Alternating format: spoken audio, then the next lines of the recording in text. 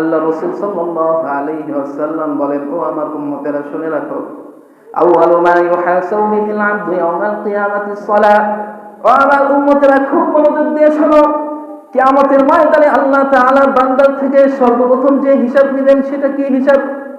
সেটা হলো নামাজের হিসাব। যদি নামাজের হিসাবটা সুন্দর হয়ে যায়, বাকি হিসাবগুলো সুন্দর হয়ে যাবে, সহজ হয়ে যাবে।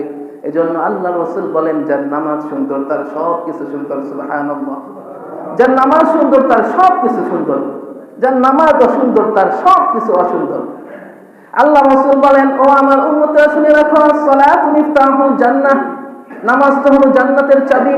যে ব্যক্তি নামাজ আদায় করবে, নামাজ কায়েম করবে, সেই ব্যক্তি যেন জান্নাতের চাবি দুনিয়া থেকে নিয়ে আসলো, জান্নাতের চাবিটা অর্জন করলো, কামাই করলো।